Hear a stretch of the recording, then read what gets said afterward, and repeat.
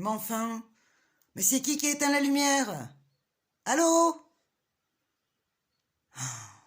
À moins que le jour ne se soit pas relevé ce matin. Oh. Mais non, ce n'est pas possible, c'est une blague. C'est une petite mise en scène, histoire de nous mettre dans la dynamique du jour. Saviez-vous que c'était l'une des plus grandes peurs de nos ancêtres? Que le jour ne revienne jamais. D'ailleurs, ils vivaient chaque jour comme le possible dernier. Intéressant, hein? C'est ce que l'on nomme de nos jours, de manière plus contemporaine, vivre dans l'instant présent. Et ouais, on n'a rien inventé. À part, bien sûr, l'électricité et l'Internet. Quelle chance nous avons de ne plus être dans l'obscurité maintenant.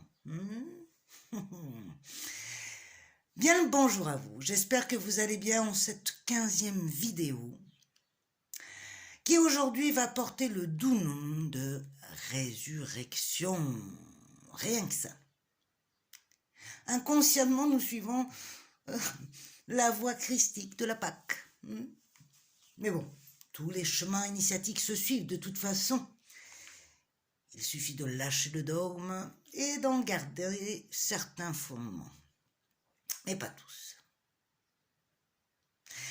Il y en a même qui pensent que cette période représenterait le début de la véritable année. Car elle s'appuie sur le cycle des saisons et débute au printemps. C'est intéressant.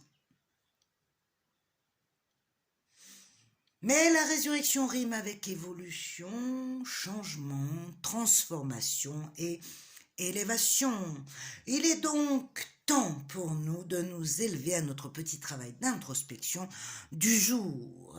Pour ça, bien sûr, mettez-vous confortablement et, bien sûr, faites vos 3 profondes respirations.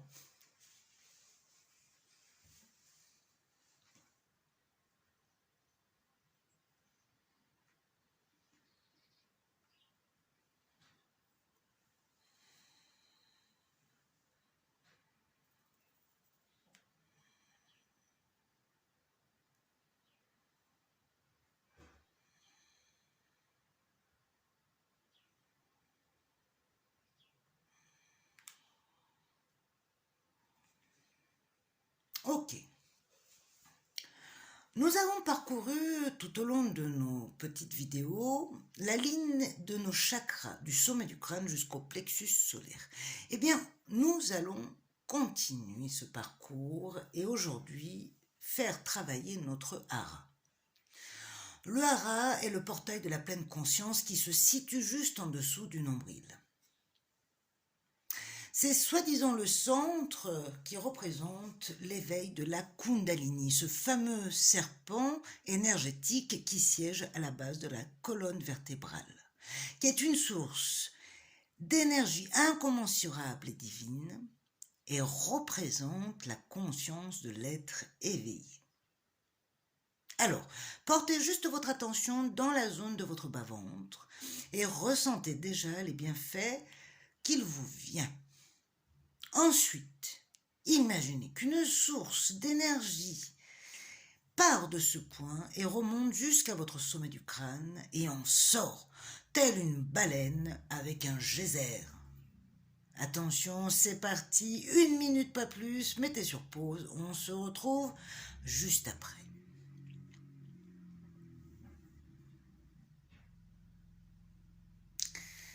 Ok, c'est un très bon exercice qui recentre. Vous savez, nos intestins représentent notre deuxième cerveau. Ce n'est pas pour rien que parfois nous avons certaines tensions, certaines douleurs à ce niveau-là, car c'est le centre de la gestion émotionnelle. Alors, dans ces cas-là, pratiquez cet exercice. Cela vous permettra de libérer un petit peu le trop-plein émotionnel porté dans cette zone. Ok, c'est très bien. Cela dit, nous allons passer à l'invité du jour. Et aujourd'hui, c'est une invitée toute particulière. Nous avons nommé l'arcane sans nom, ou plus exactement, la carte de la mort. C'est une carte qui fait souvent peur, oui, lorsqu'on l'interprète au premier degré. Pourtant, cela n'a rien à voir avec un signe de mauvais augure. Bien au contraire, elle officie le changement. Si on accepte d'aller plus en profondeur dans la signification de cette lame, elle symbolise au contraire la vie et la transformation. On pourrait presque dire que la mort est le symbole d'une nouvelle vie. C'est le passage, la transmutation. On parle alors d'un nouveau départ ou d'une profonde remise en question de soi et du sens qu'on lui donne. C'est la transformation du renouveau. C'est la transition vers une partie forte de ce que vous devez devenir et l'être. La renaissance. Comme dit le proverbe, quand il n'y en a plus, il y en a encore. Elle symbolise aussi le deuil. Le deuil d'une personne dans un tirage, bien sûr, mais le deuil d'une vie, le deuil d'une situation, d'une période. C'est la page qui se tourne pour laisser place à une autre. On se détache d'une certaine partie de notre passé pour aller vers son futur. On fait un peu de place dans sa vie pour accueillir du neuf, du nouveau.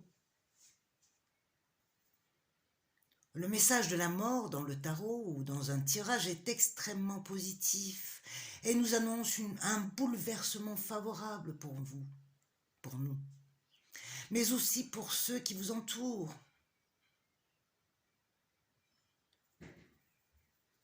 C'est en quelque sorte un ancien qui part pour laisser place à un soi nouveau. Elle est accompagnée du chiffre 13. 13, qui est un chiffre ultra controversé.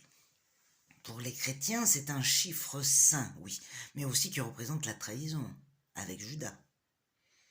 Pour les Templiers, c'est un chiffre associé au génocide. D'ailleurs, le vendredi 13 est en résonance avec ça. Mais bon, le 13, c'est un peu comme cette carte. Il n'est ni bon ni mauvais, mais il est capable de soulever des passions. Un donne l'ancien, le départ, l'impulsion. Le 3, la réalisation de l'être. Alors, réalisons-nous maintenant avec nos petits exercices qui nous ont montré que nous n'étions ni bons ni méchants, mais que nous étions tout simplement des êtres imparfaits en quête de satisfaction. Je suis. C'est notre mot de prédilection du jour. Mais qui? Celui que j'ai envie d'être, bien évidemment, et que je me suis toujours efforcée d'être, mais sans jamais m'en rendre compte ou en être satisfait. J'ai la noblesse de mes qualités, de mes victoires, mais aussi de mes faiblesses et de mes actes manqués. Mais en conscience, je suis le preux chevalier d'un seul ordre, le mien. Je suis capable d'être le pire comme le meilleur, le fort et le faible. Je me libère peu à peu de mon véritable tortionnaire, mon inquisiteur surmoïque, l'exigence. Alors, notre travail que nous allons effectuer sera d'écrire une lettre ouverte, une lettre à nous, oui, à vous, une lettre d'adieu. Adieu à cette partie de vous oppressante, cruelle et tyrannique qui chaque jour vous incrimine de par son jugement. Vous la laissez partir une bonne fois pour toutes. C'est le temps de concéder, de lâcher ce que l'on ne veut plus. En raccord avec soi, remerciez-vous de vous être battu à vos côtés et pardonnez toutes les méchancetés que vous avez pu vous dire. Mais aujourd'hui, on dit stop. Je m'aime avec mes défauts et mes qualités et j'en suis fière. Vous mettrez peut-être un peu de temps à vous pardonner, de vous être maltraité, de vous avoir interdit le mérite d'atteindre ce à quoi vous aspiriez, ou bien de vous être trompé. Mais aujourd'hui, je m'engage envers moi de me poser les bonnes limites. Je me fais la promesse de m'aider. Ça ne peut plus durer comme ça. Il faut que ça change. Alors, changeons. Engageons-nous envers nous-mêmes. Unissons-nous. Faisons la paix. Je suis sûre que vous trouverez matière à écrire. Post-mortem. La réalisation et l'avènement d'un jour nouveau. Voilà, passons maintenant à la carte couleur du jour. J'ouvre le petit sac. Voilà.